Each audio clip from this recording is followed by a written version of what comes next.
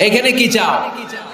এবার টার্ন, উল্টা করো, ওই যে কেবলা, কেবলার মালিক আল্লাহর কাছে চাও, তিনি দিবেন। কারণ এখানে তোমার যেই নবী শুয়ে আছেন তিনিও বিপদে পড়লে কাঁদতেন আর চাইতেন কার কাছে? এজন্য আমরাও চাইবো কার কাছে? আল্লাহ ছাড়া কখনো কোনোদিন কারো কাছে চাইবো না। তিনি এমন সত্তা, তাকে দেখা যায় না, কিন্তু তিনি সব দেখেন, ঠিক কিনা? কিন্তু তিনি আমার খুব কাছে। কত কাছে? আমার বাবা আমার যত কাছের, তার চেয়েও আমার বেশি কাছের আমার আল্লাহ।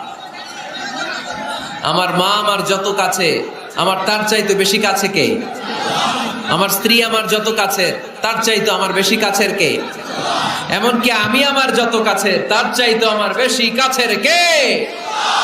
এজন্য রব্বুল আলামিন বলেন, وَإِذَا سَأَلَكَ عِبَادِي عَنِّي فَإِنِّي قَرِيبٌ أُجِيبُ دَعْوَةَ الدَّاعِ إِذَا دَعَانِ فَلْيَسْتَجِيبُوا لِي وَلْيُؤْمِنُوا بِي لَعَلَّهُمْ يَرْشُدُونَ। ও নবী, যখন আমার বান্দারা জিজ্ঞেস করে আমি আল্লাহ কোথায়, আপনি বলে দেন ফাইন্নী করিব, আমি কাছে, আমি দূরে না। তোমরা যদি আমারে ডাকো, আমি ডাকে সাড়া দিয়ে দেই। সুবহানাল্লাহ পড়েন। ডাকলেই যিনি সাড়া দেন তিনি কে?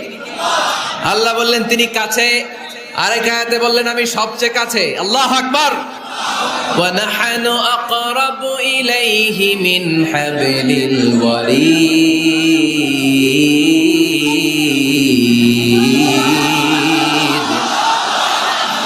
ওয়া নাহনু আকরাবু ইলাইহি মিন হাবলিল ওয়ারিদ।